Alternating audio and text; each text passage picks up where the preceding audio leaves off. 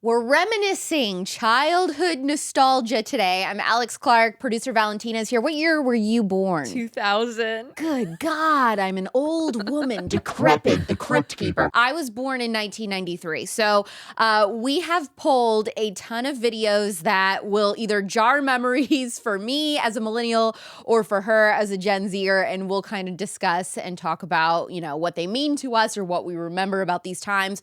No idea what these videos are, but let's go ahead and get started. Make sure that you like this video and subscribe. Everybody was close to me, all stayed on. Oh my gosh. Yep. Now I'm driving back on Interstate West. I just gotta feel something. Not gonna wait till the morning.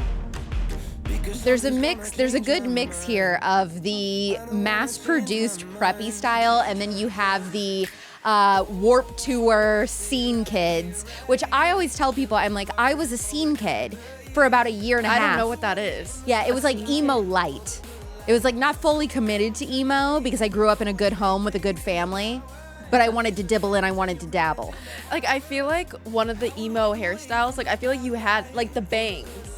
You know, like, the picture of you with the bangs, like, well, that's me being a scene kid. We'll have the editors put up here a picture of me as a scene kid because, see, I had that look, and I remember sitting on my bedroom floor, and I cut my hair myself to get that kind of choppy look, and I would try to tease my hair to have the, like, mushroom head with the thin strands. That was a whole thing. So middle school for me was big on Hollister. Like, do you remember those, like, strapless with, like, kind of like a cupcake skirt? Oh, Hollister yeah. dresses? Yeah, like, I had to have, like, 10 not pairs, but 10 dresses, all the different colors with, like, the flowers. Remember those skirts? I remember the skirts, but were your parents also going into Hollister and being like, I can't breathe, I can't see? My mom could not stop complaining the entire time. She's like, I need a gas mask in here. So here's what's crazy though. So I'm so young that I missed when Hollister used to have like the models in front of the store. I never experienced that. Yeah, they were probably Me Too'd or something by the time you were old enough. Yeah.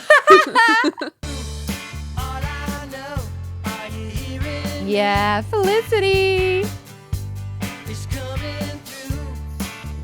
Look at those cats.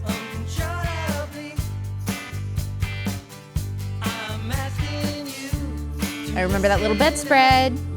Molly was definitely my favorite. I thought she was the coolest. I was one of those kids, I liked American Girl. I was more into the Bitty Babies, but I've never been like a history person. I only liked the modern American Girl dolls. I liked Molly because I believe she was born, or, you know, allegedly from the 70s. See, I have no idea what you're talking about whatsoever. What? So I never had an American Girl doll. I know what American Girl dolls are. You were probably like LOL dolls or Bratz dolls. Is American Girl doll still around today? Like, I'm surprised. That's not they are. Banned yet. They're still around, but I am pretty sure something happened recently, like that alluded to them going woke. But I can't remember what it was. Woke. Okay, so they saved themselves though, because if they didn't go woke, they would have been canceled. When you reach the point of no return, when you feel like you've had enough. Do you remember these, Alex? No. I remember all of these. Maybe that Barbie one. I think that was Barbie. I did, yes, Baby Chrissy. I forgot about Baby Chrissy. Yes, I did this one. I didn't do Bratz. Don't know what this one is. Yes, all the Barbie games. I do consider myself to be a very girly girl, but I think I played more unisex games online than I did straight up girly. Baby Chrissy rings a bell. I know there was some Barbie game, but there was some Wild Thornberries game that I really liked. Never heard of it. I played most of these games. My brothers and I would fight over the desktop on who gets to play games, and I would just spend hours playing those Barbie games. Like Baby Chrissy, I'm telling you, the girls that play baby games, like those are the girls that really want to be putt-putt today. It's true. Like, it's true. Baby Chrissy set up the trad wife culture. Yes. And I loved Freddy Fish. I loved Putt Putt the Car. Do those ring a bell? Those were CD-ROM games. I loved Toontown. I was a fiend for Toontown. Oh my gosh, Alex, yes. You just unlocked my. I was obsessed with that But game. you probably like Club Penguin, and I didn't play Club Penguin. But Webkins? No, I didn't do I did Webkins. Webkins. Didn't do Club Penguin. We were entertained by that. Now, what games are like destroying our kids today? Yeah, they're way more like crack than the stuff that we used to play. They would be bored to death if they played Toontown. I'm so curious what books you grew up with. Okay, all the Arthur books, Chicka Chicka Boom Boom. Didn't read that. Yeah, that one was a big Didn't one. read Froggy. Pooh books. Pooh. My mom loved Winnie the Pooh. Didn't like those types of books, the Barbie ones. Richard Scarry, yes. Berenstain Bears, yes. Oh, I love these. Those little critters look like little Lena Dunham to me. Bad Case of the Stripes. I've never even seen that before. I love the Berenstain Bears, and I love the Mandela effect theory. That the Berenstain Bears were spelt differently or something like that. There's some kind of weird conspiracy I always theory. go down those rabbit holes. No, most of those books I've seen growing up. It's just really kind of sad to think about like today where there are books trying to teach kids about sex and LGBTQ in our elementary schools. Anti-racist baby and all that. Yeah, and you look at our books. I did not like character books. So I didn't like Winnie the Pooh or Barbie books. I wanted real stories. Those books, like the animal, the kids that would like the turn into animals. Animorphs. I used to go into the library and just like find all the Animorphs and just look at the front cover. I would never read them. I just those loved were too scary. the front cover. Those were too scary. No, I'm not using it. Spirit? Light as a feather, six as a I used to play this all the time. Did you believe how light that was? Oh my gosh, it totally worked. See, now our kids don't have the opportunity to join a coven at their sleepovers because no parents will let their kids sleep over. This girl, my next door neighbor, she was in my class, was this girl. I'd come home to her house to hang out, and she had like a basement, like the playroom, and there was a bathroom, like a really creepy bathroom in there, and she'd always be like, Bloody Mary. I want to know where play. she is today. And so, you're so right. Today, the kids will never experience the Bloody Mary tormenting. I have a very, very embarrassing story that happened to me when I was 13 at a sleepover. We decided to set up a haunted house in this girl's basement. And so we got out her parents' Halloween decorations, and we wanted to make the basement as scary as possible. Well, I found a Halloween decoration that looked like, a zombie head or something, but it was aluminum. And I thought, oh, how cool would it be to set this in this microwave in this basement kitchen and turn it on. So when the girls walked in with all the lights off, just the microwave would be glowing with a little zombie head circulating. Guess who set the entire kitchen on fire? Are you... Guess who got the sleepover shut down because I set a girl's basement on fire and all the girls had to sit in a circle, and the mom, pissed off AF, was like, who did this? Own up to it. We're all going home, and we're all going home if somebody doesn't own up to it. What happened? Did they put it out, or did the fire department? It got put out. The front of the cabinets of this basement kitchenette were like burned and singed, and I think some other girl ended up taking the blame because she just felt bad. So she said she did. It was me though. I set the girls' kitchen on fire. The girl's gonna be watching this. All of our parents were called. They had to pick us up, and my mom was like, "What? Whose idiot child did this?"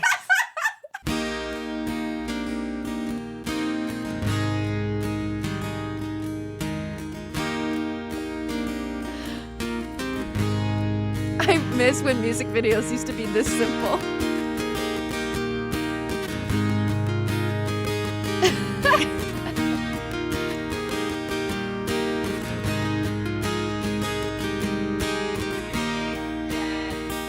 Oh, that S. You know that MTV was actually blocked in my house growing up.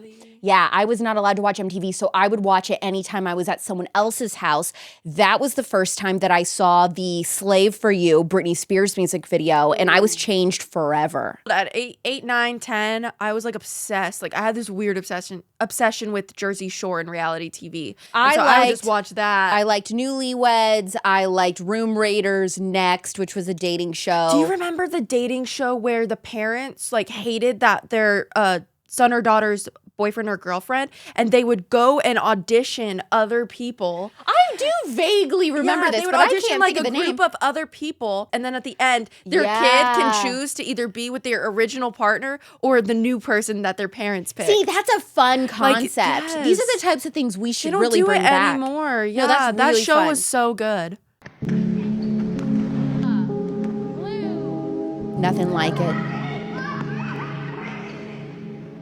I'd like them to bring this back in the corporate world. It would be so peaceful. So peaceful. I Don't never you miss like being a kid and this would like bring awe to us? Like you'd go under. Well, you know, I'm pissed off because I never got the chance to be the kid in the middle that goes under. Oh, I would fight always. I wanted to be in the middle always. But you know, I loved doing like, do you remember this shark game where like you make the dome and then your feet are under and then there's sharks No. under the thing and you're shaking the dome. And your foot's wiggling like a shark? And so your feet are under like that, like, and there's sharks inside the dome while we're like making the water and they like drag your feet under. So you just have to try not to get eaten. And That's once fun. you're eaten, you have to, again, like you're going around and you're pulling kids under. No, But- they don't do this stuff anymore because they No. see imaginative play as a waste of time so now. do they not? I'm genuinely curious. I don't think they kids- do. It is so sad. But you know how another, just more evidence that I was the uncool kid, I was never the popular kid in school, was whenever we did the scooters in PE, where the ones that were like a square with little wheels. Yes, trying to ride them like a Okay, skateboard. well, somebody always got to sit on them and be pushed, and someone was the pusher. I was the pusher. I Well, never look at got you. to be You the had a kid. glow up. You had a glow up. Y'all remember the EOS egg lip balm era? Oh, My yeah. younger followers, when I tell y'all, this was an entire era. Say like 2010 to like 2012 maybe. It was this chapstick in your bag or no chapstick. Everyone How had did it. a simple chapstick become such a phenomenon? The brilliant marketing that they did. This was obviously something different in their Ooh, infamous that's egg satisfying. shape. Yes. The branding that they did was so different from anybody else in the category. Plus, they became masters at influencer marketing. They did do an amazing job at marketing. I definitely had a few of those. EOS just announced that they had a partnership with Dylan Mulvaney now. So they're one of those brands. Really? Except now I believe they're making like shaving creams and all that. And I think that's what Dylan was using. It wasn't the egg lip balm. Yeah. But he is partnering with that brand now. These chapsticks had some ingredient. They never work. There's a reason these cheap lip balms don't actually hydrate your mouth and you have to keep reapplying, is because they actually dry you out to make you keep reapplying so that you have to keep buying them. Yeah. That industry is a sham. This is my favorite movie of all time. I have a childhood story about this. Poor Thumbelina, your brain's so itty bitty.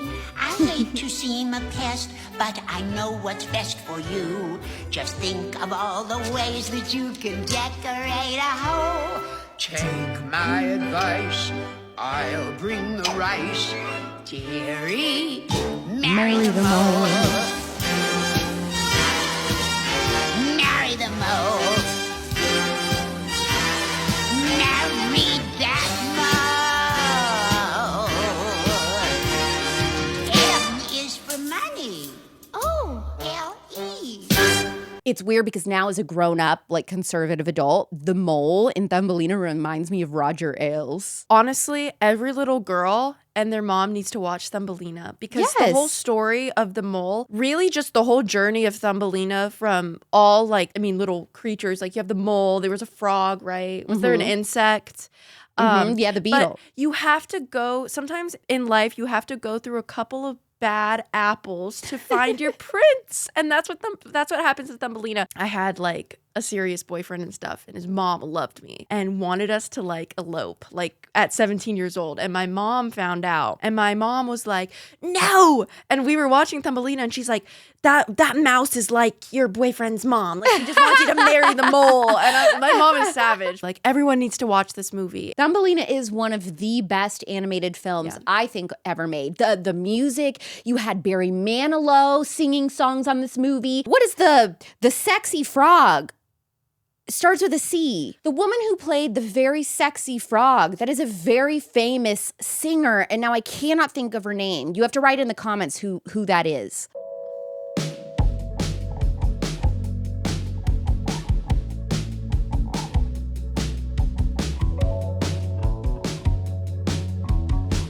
I'd never seen the OC. I haven't either.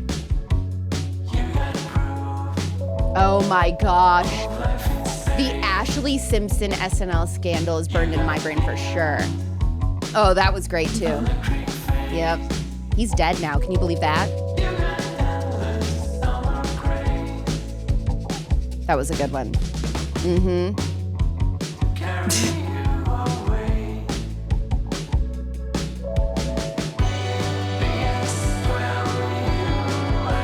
The Ashley Simpson SNL lip syncing scandal. Accusing celebrities of lip syncing in the early 2000s was like the number one worst thing you could be accused of. And now it's so normal. We know that everybody has to kind of do that during these live performances, especially if there's dancing involved, because it's impossible. I will never forget that. I haven't seen all these clips, but some of the clips that I have seen, I mean, like some of the music videos, I never like grew up seeing that live. Like not until I was sad. yeah, not until I was like, on YouTube, like maybe 11, 12 years old, that I'm going back and I'm watching these old compilations of like the crazy things that happened like in the early 2000s. And so, Well, they didn't include in this the Janet Jackson Super Bowl halftime show moment. And I remember that viscerally. I was talking on the house phone to my 5th grade boyfriend at the time.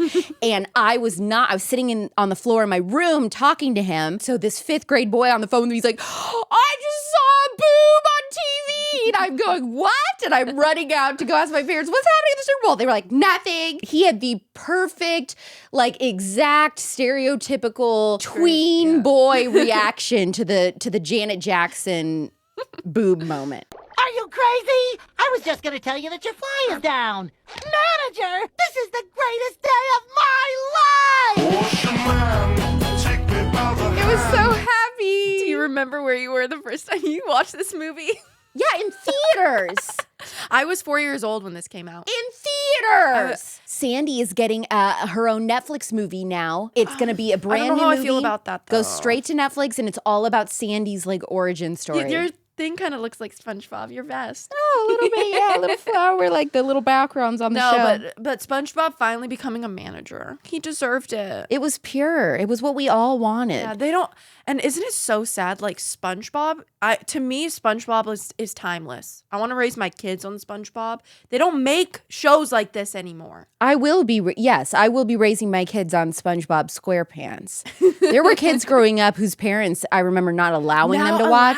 And I did not understand that. I didn't understand. Even my mom was like, this show is funny. Okay, dying to know what your number one, like most remembered moment, pop culture nostalgia was for you as a child. Comment that below. Subscribe to this channel and make sure you like this video, and we'll see you later.